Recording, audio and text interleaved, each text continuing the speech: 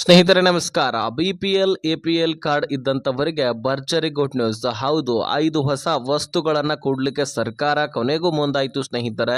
ಇದುವರೆಗೂ ಕೂಡ ಬರೀ ಹೇಳಿಕೆಯನ್ನ ಕೊಡ್ತಾ ಇತ್ತು. ಅದರಲ್ಲಿ KH ಮುನಿಯಪ್ಪನವರು ಮೇಲಿಂದ ಮೇಲೆಗೆ ಈ ಅನ್ನಭಾಗ್ಯ ಯೋಜನೆಯಲ್ಲಿ ನಾವು ಅದನ್ನ ಕೊಡ್ತೀವಿ, ನಾವು ಇದನ್ನ ಕೊಡ್ತೀವಿ, ಮಹಿಳೆಯರು ಈ ರೀತಿ ಕೇಳಿದ್ದಾರೆ, ಆ ರೀತಿ ಕೇಳಿದ್ದಾರೆ ಅಂತ ಬರೀ ಬಾಯಿ ಮಾತಲ್ಲೇ ಹೇಳೋದಾಗಿತ್ತು. ಆದರೆ ಯಾವಾಗ ಕೊಡ್ತಾರೆ ಅನ್ನುವಂತಹ ಪ್ರಶ್ನೆಗಳು ಬರ್ತಾ ಇದ್ವು. ನಾವು ಕೂಡ ಅದರ ಬಗ್ಗೆ ಚರ್ಚೆ ಮಾಡ್ತಾ ಇದ್ವಿ.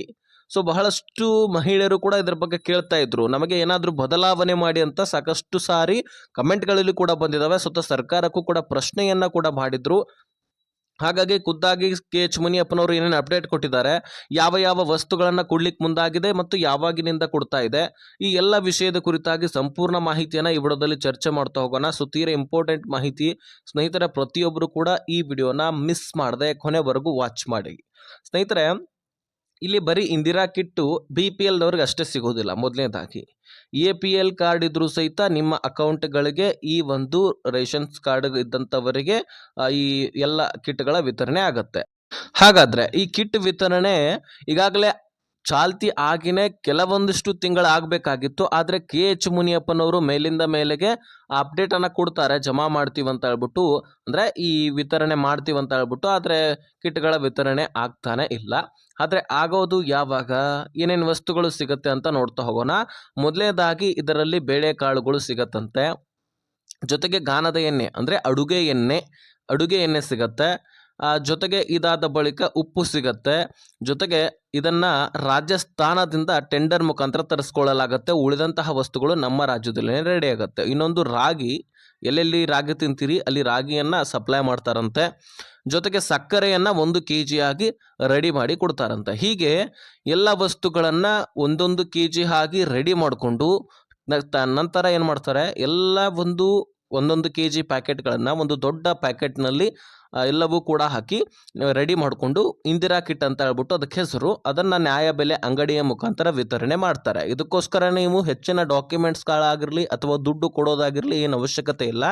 ಈಗಾಗಲೇ ಅಕ್ಕಿಯನ್ನು ಹೇಗೆ ನೀವು ತೆಗೆದುಕೊಂಡು ಬರ್ತಾ ಇದ್ರಿ, ಅದೇ ರೀತಿ ಈ ಕಿಟ್ಟನ್ನು ತೆಗೆದುಕೊಂಡು ಬರ್ಬೋದು.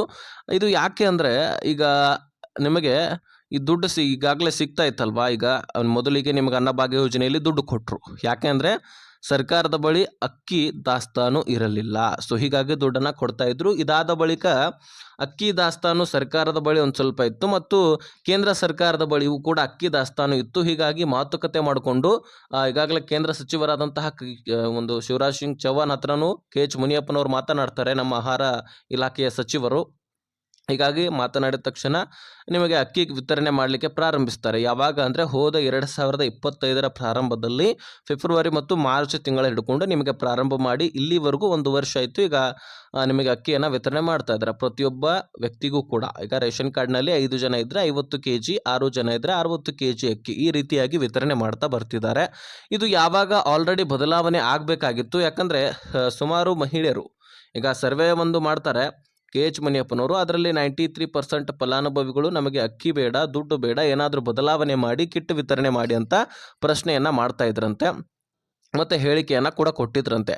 ಆದರೆ KH ಮುನಿಯಪ್ಪನವರು ಸರ್ಕಾರ ಈಗಾಗಲೇ ಮಹಿಳೆಯರು ಕೊಟ್ಟಿರ್ತಕ್ಕಂತಹ ಮಾಹಿತಿ ಪ್ರಕಾರ ಎಲ್ಲವೂ ಕೂಡ ಸಿದ್ಧತೆ ನಡೆಸಿದ್ರು. ರಾಜಸ್ಥಾನದ ಜೊತೆಗೆ ಮಾತನಾಡಿ ಟೆಂಡರ್ ಮುಖಾಂತರ ಉಪ್ಪನ್ನು ಕೂಡ ತರಿಸ್ಲಿಕ್ಕೆ ರೆಡಿಯಾಗಿದ್ರು. ಆದರೆ ಕೊನೆಯದಾಗಿ ಸಚಿವ ಸಂಪುಟ ಸಭೆಯಲ್ಲಿ ಆ ನಿರ್ಧಾರ ಕೈಚೆಲ್ಲಿ ಹೋಗುತ್ತೆ. ಈ ಕಿಟ್ ವಿತರಣೆ ಮಾಡೋದು ಅಲ್ಲಿಯೇ ಸ್ಟಾಪ್ ಆಗಿಬಿಡುತ್ತೆ. ಅಂದರೆ ಆ ನಿರ್ಧಾರ ಅಲ್ಲೇ ಹೋಗಿಬಿಡುತ್ತೆ.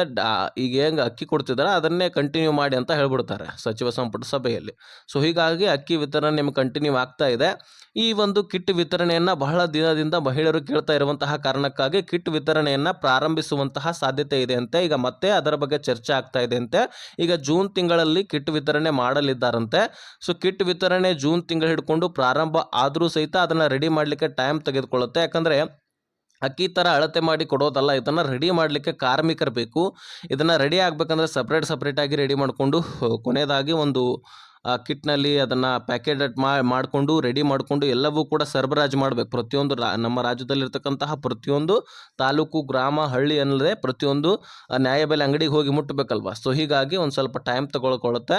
ಹಾಗಾಗಿ ನೀವು ಕೂಡ ಸಹಕರಿಸಬೇಕು. ಕಾಯ್ದು ನೋಡೋಣ, ಅತಿ ಶೀಘ್ರದಲ್ಲಿ ನಿಮಗೆ ಈ ಕಿಟ್ಗಳ ವಿತರಣೆ ಆಗಲಿದೆ. ಯಾವ ವಸ್ತುಗಳು ಸಿಗ್ತವೆ, ಎಲ್ಲಿ ಈಗಾಗಲೇ ಇದ್ರ ಬಗ್ಗೆ ಏನು ಅಂದರೆ ನೀವು ಡಾಕ್ಯುಮೆಂಟ್ಸ್ ಕೊಡುವುದು ಅಥವಾ ದುಡ್ಡು ಕೊಡೋದು ಈ ರೀತಿ ಏನಿಲ್ಲ. ಅಕ್ಕಿಯನ್ನು ಹೇಗೆ ತೆಗೆದುಕೊಂಡು ಬರ್ತೀರಿ ಅದೇ ರೀತಿ ಈ ಕಿಟ್ಗಳ ವಿತರಣೆ ಕೂಡ ಡೈರೆಕ್ಟಾಗಿ ಹೋಗಿ ತೆಗೆದುಕೊಂಡು ಬಂದರೆ ಮುಗಿದೋಯ್ತು. ಸೊ ಅಷ್ಟು ಮಾಡಿ. ಈ ವಿಷಯ ನಿಮಗೆ ತಿಳಿಸಲೇಬೇಕಾಗಿತ್ತು, ಇಂಪಾರ್ಟೆಂಟ್ ಮಾಹಿತಿ ಆಗಿತ್ತು, ತಿಳಿಸಿದ್ದೀನಿ. ವಿಷಯವನ್ನು ಆದಷ್ಟು ಎಲ್ಲ ರೇಷನ್ ಕಾರ್ಡ್ ಇದ್ದಂಥವರಿಗೆ ಪ್ರತಿಯೊಬ್ಬರಿಗೂ ಕೂಡ ಶೇರ್ ಮಾಡಿ, ಹಾಗೆ ಸಬ್ಸ್ಕ್ರೈಬ್ ಮಾಡ್ಕೊಳ್ಳಿ.